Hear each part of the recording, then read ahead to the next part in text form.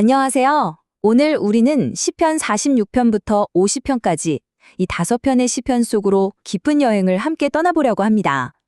요동치는 세상 속에서 발견하는 견고한 피난처, 또 온 땅의 진정한 왕이신 하나님, 그리고 그분께서 우리에게 원하시는 참된 예배는 과연 무엇인지.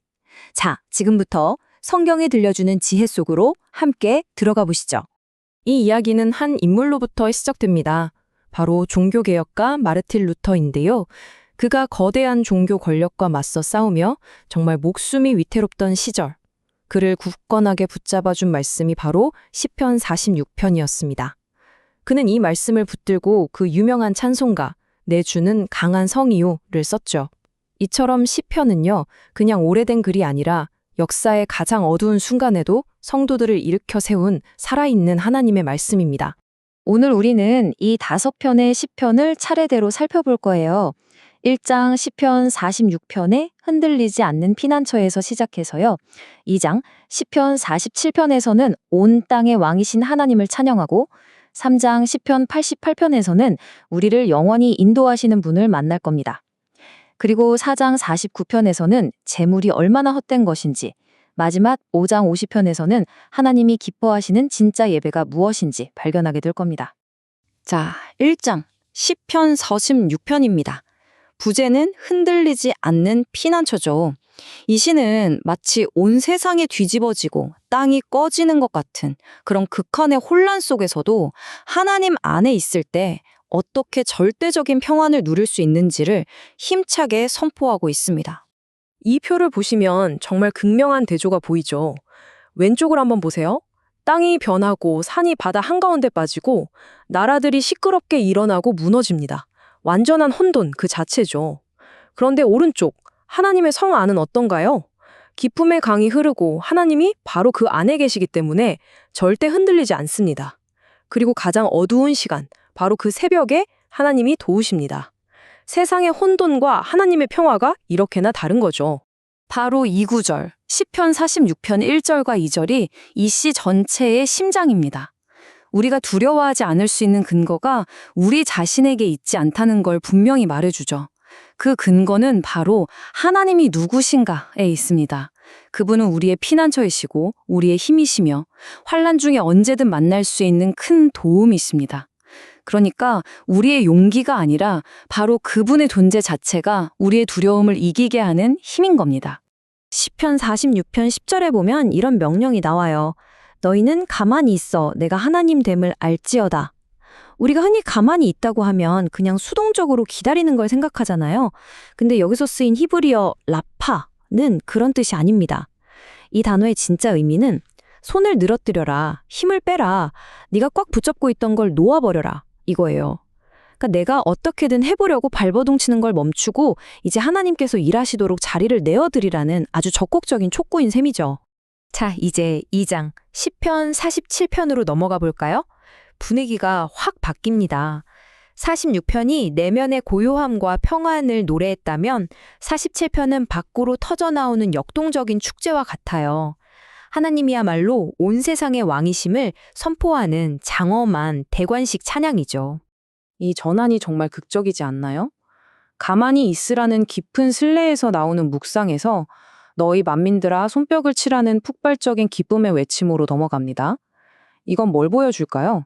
바로 하나님의 위대하심 앞에서 깊은 침묵으로 신뢰하는 것과 열광적으로 그분을 찬양하는 것, 이 두 가지 모두가 합당한 우리의 반응이라는 걸 보여줍니다.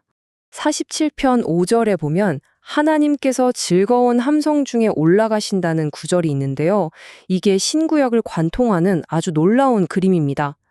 구약시대 배경으로 보면 이건 전쟁에서 승리한 후에 하나님의 임재를 상징하는 언약궤가 예루살렘 시온성으로 돌아오는 장면이에요. 하지만 더 깊은 의미는 바로 십자가에서 죄와 사망을 이기시고 부활하신 예수 그리스도께서 하늘 보좌로 올라가시는 영광스러운 승천의 모습을 미리 보여주는 예언적인 그림이었던 거죠. 그리고 7절에서는 마스길, 즉 지혜의 시로 찬양하라고 말합니다. 이게 무슨 뜻이냐면요. 그냥 감정이 이끄는 대로 분위기에 휩쓸려서 소리치는 게 아니라는 거예요. 하나님이 어떤 분이신지, 우리를 위해 어떤 위대한 일을 하셨는지, 그 의미를 정확히 깨닫고 이해하면서 찬양하라는 겁니다. 우리의 찬양이 지적인 이해 위에 굳건히 서야 한다는 강력한 메시지죠. 자, 3장 시편 48편으로 가보겠습니다.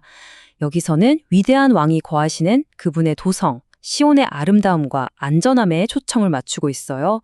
하나님께서 친히 지키시는 그 성이 얼마나 견고하고 영광스러운지를 노래하는 시입니다. 여기서 우리는 신앙이 성장하는 아주 중요한 단계를 발견하게 됩니다. 바로 듣는 믿음에서 보는 믿음으로의 전환인데요. 왼쪽에 듣는 믿음은 조상들로부터 전해 들은 이야기, 책에서 읽은 지식 같은 거죠. 간접적인 신앙입니다. 하지만 오른쪽에 보는 믿음은 달라요. 내 삶의 현장에서 하나님의 살아계심과 그 능력을 직접 목격하고 체험하는 겁니다. 와, 하나님이 정말 나를 구원하셨구나. 이렇게 고백하게 되는 거죠. 핵심은 바로 시편 48편 8절의 이 고백입니다. 우리가 들은 대로 보았나니 귀로만 듣던 그 하나님의 이야기가 이제는 내 눈앞에 현실이 되고 내 삶의 간증이 되는 순간, 이것이야말로 모든 신앙인이 경험해야 할 가장 감격스러운 순간 아니겠어요? 하나님은 바로 그분의 성을 영원히 견고하게 하십니다. 자, 이제 4장 시편 49편으로 넘어가면서 분위기를 한번 바꿔보겠습니다. 이번에는 지혜시인데요. 부자든 가난한 사람이든 모든 인간이 결국 마주하게 되는 근본적인 질문, 바로 재물과 죽음의 문제를 정면으로 다루고 있습니다. 이 슬라이드는 두 가지 인생길의 마지막 종착역을 너무나도 명확하게 보여줍니다. 재물을 하나님처럼 의지하며 사는 사람들의 결국은 뭘까요? 그들의 영원한 집은 무덤이고 죽음이 그들의 목자가 됩니다. 평생 모은 재물은 다 남의 것이 되죠. 결국 멸망하는 짐승과 다를 바가 없습니다. 하지만 하나님을 의지하는 사람들은요, 하나님께서 그들을 영접하시고 무덤의 권세에서 건져내시며 영원한 소망을 주십니다. 정말 완전히 다른 운명이죠. 시편 49편 15절, 이 구절의 시작이 모든 것을 바꿉니다. 바로 그러나 하나님은. 세상의 그 어떤 돈으로도 자기 영혼을 구원할 수 없다는 절망적인 현실 앞에서 시인은 외칩니다. 그러나 하나님은 나를 죽음의 권세에서 반드시 건져내실 것이라고요. 이것이야말로 부활에 대한 구역시대의 가장 선명하고 강력한 소망의 외침 중 하나입니다. 네, 이 숫자가 모든 걸 말해주죠. 우리가 죽을 때 가져갈 수 있는 재물의 양은 정확히 0입니다. 이 간단하지만 냉혹한 진실 앞에서 우리는 인생을 어디에 걸고 있는지 다시 한번 진지하게 돌아보게 됩니다. 자, 드디어 마지막 5장, 시편 50편입니다. 이 시는 마치 한 편의 장엄한 법정 드라마 같아요. 온 세상의 재판장이신 하나님께서 법정에 딱 앉으시고 당신의 백성을 피고석에 세우십니다.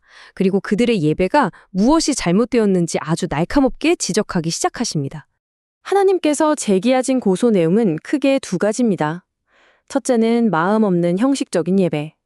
마치 하나님이 뭐가 부족해서 우리가 드리는 재물이 필요한 것처럼 하나님과 거래하려는 듯한 태도죠. 둘째는 말과 행동이 다른 위선적인 삶입니다. 입으로는 하나님의 말씀을 줄줄 외우면서 실제 삶은 전혀 그 말씀과 상관없이 사는 것, 바로 그 간극을 지적하고 계신 겁니다. 그렇다면 질문은 이거죠. 온 우주 만물의 주인이신 하나님께서 정말 우리에게 원하시는 제사는 무엇일까요? 하나님이 정말 소나 양이 필요해서 제사를 명하신 걸까요? 이 시편은 바로 그 근본적인 질문에 대한 답을 우리에게 알려줍니다. 시편 50편 23절이 하나님의 최종 판결이자 명쾌한 답변입니다. 하나님은 우리와의 거래를 원하시는 게 아니라 바로 감사의 제사를 원하십니다. 하나님을 하나님으로 인정하고 그분의 선하심과 위대하심에 대해 마음에서 우러나오는 진실한 감사를 드릴 때 바로 그때 우리가 하나님을 영화롭게 하는 겁니다. 이것이 하나님께서 기쁘게 받으시는 참된 예배의 본질입니다. 자, 이제 이 모든 여정을 마치면서 우리 자신에게 이 질문을 던져보면 좋겠습니다. 나의 예배는, 나의 신앙생활은 혹시 하나님께 무언가를 얻어내기 위한 거래에 가깝진 않습니까? 아니면 그분이 누구신지, 내게 어떤 일을 행하셨는지에 대한 진정한 감사에 더 가깝습니까? 이 질문이 오늘 우리 각자의 마음속에 깊은 울림으로 남기를 바랍니다.